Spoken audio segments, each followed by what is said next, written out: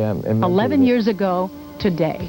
23 degrees, the national low this morning in a place up in Minnesota. I forget exactly where. Anyway. O'Brien arrived in Philadelphia from Texas in August of 1970, the year he was 31. He was hired at FIL Radio, and the station tried to bill him as the midday cowboy. But he rejected the moniker since he didn't want to come across as an outsider. Nevertheless, there were always things about O'Brien that made his Texas roots show just near the surface. The cowboy hats he wore for cold weather assignments, for one, and the fact that he called his beloved motorcycle the Chrome Pony. We took a couple of rides across the country to Alaska, to California, and down to Texas one time. And over the course of my describing these adventures on the motorcycle, it just came out one day. I said, it's my Chrome Pony. And that stuck. Oh, yeah, there was the hint of the Texas drawl, too, in his deep, colorful voice. But he embraced his new city with a passion. He made appearances for charity here. And he was the ideal broadcaster to set in the middle of live, spectacular local events. Parades, sports celebrations, even the memorable day in 1979 when the Pope came to Philadelphia. That incredible feeling of emotion sweeps the room and sweeps all of us up in it. After he gave up his radio gig in 1977, he loaded up his broadcast day with special assignments, remote broadcasts, and the then new show called Primetime. That was the one that gave him a chance to take up a sport he'd always wanted to try, skydiving. First jump is a real moment. Main thing that you feel is why did I ever get involved in this? A lot of people who saw that first primetime show say, you know, we see fear on your face. I said, you're misreading that. That was terror. That was It was just one more adrenaline rush in a life lived very intensely on and off the air. In 1980, he got a pilot's license. He wanted to learn rock climbing and did. Put that on TV, too.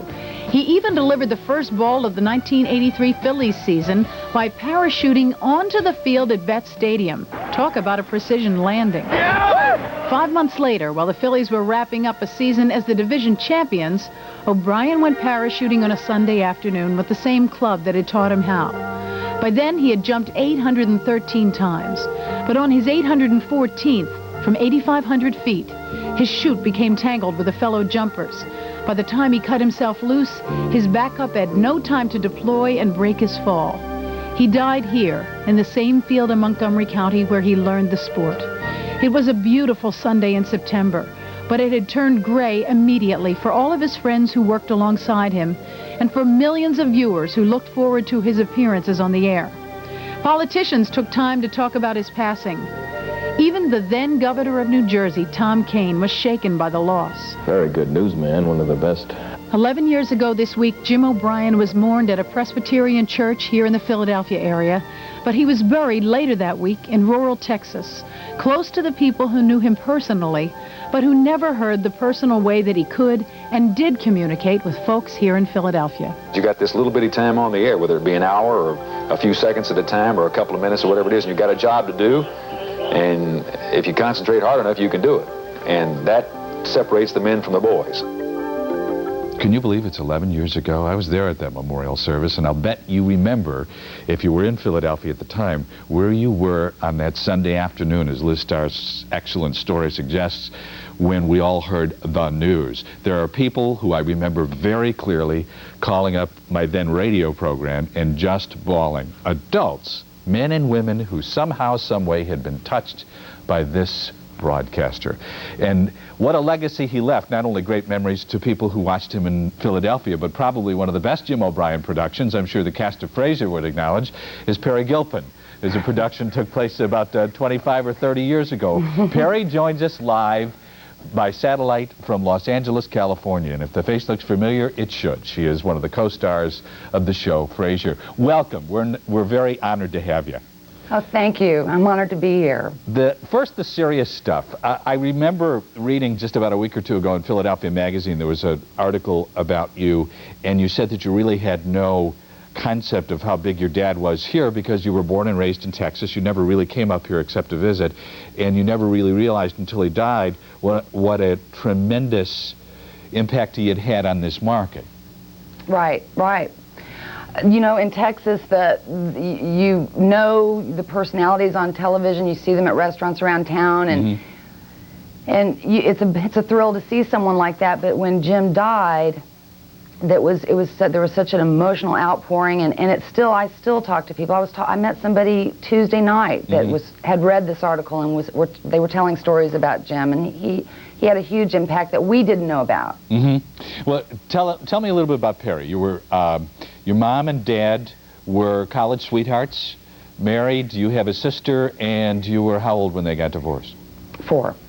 And your mom subsequently remarried, and thus the name Gilpin? Right.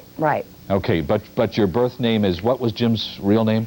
Oldham, O-L-D-H-A-M. Okay, and during that time that you're growing up in Texas, were you the kid that wanted to be in the school play? Was it genetics showing itself? Oh yeah, definitely. So yes. This is something that you've been doing all your life. Wasn't something you did on a whim in college. This is something that you've always wanted to do.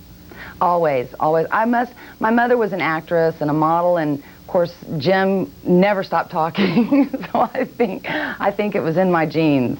When you came, there's also the story about when you came up to visit Jim when you were 17 years old. Had you and he pretty much made the peace? A lot of times kids where the mother or the father has remarried and there is a stepfather present are not as close with the natural parent as they could be. By the time you came up here to visit him at 17, were you buddies, or was there still a sense of, I don't really know who Jim is? Both. I felt like we were buddies, and I really liked him. But I never was as close to him as I wish I'd been, and I certainly do miss him now. And just hearing his voice during the thing at the beginning was a real jolt. Sure it is. I know that when I lost my own father, a lot of people with whom he had worked, because he was a college professor, a lot of people who had benefited from his educational efforts came up to me and said, oh, your dad was this, your dad was that, your dad was that. And I guess unless you're really there, you can't really understand how much somebody can influence lives, especially somebody on television. Right. And so 11 years ago, when we all heard this via the Philadelphia media, where were you when you heard that your dad died? I was at a friend's house, and my mother called me and told me to come home. And I said, why? You know, she said, just come home. And right. I knew something was terribly wrong, and I said, I'm not going to drive this way. Please tell me what's happened. And she told me that Jim had died. Yeah. Do you remember your last conversation with him? What did you talk about? Was it some stupid little thing like, or was it significant? It was significant. But it was about, actually, we made a little deal. We made a deal. And I kept my end of it, and I'm really glad I did. Well, what was it about? Money. Ah, I see. And were you perhaps, at the time you were what, 17 or 18? No, I was 22. You were 22, so yeah. You wouldn't, by any chance, you wouldn't happen to have been accused of spending too much, would you? I asked him, I needed to take a loan from him because I had some money out, and he said, Peri, I'll either make it a gift or I'll make it a loan. But if it's a loan, I want you to pay it back, and we're going to stick to that. And I said, absolutely, I just want the loan. And so he said, okay, and he sent me the money, and I had made my first installment on it like Saturday before he died, and he'd gotten it. He'd gotten the check, so he knew I was going to make good on it. Well, you know what, I got to take a break, and when we come back, the story about Peri's rise to where she is now in television is a very interesting one as well, and it was not necessarily a real smooth road, plus we'll take your telephone calls too. Peri Gilpin from Frazier, the daughter of the late Jim O'Brien. Our guests, don't go away. Well, I thought he was very charismatic. He was very witty. And I just thought he was a very, very big talent. I enjoyed him.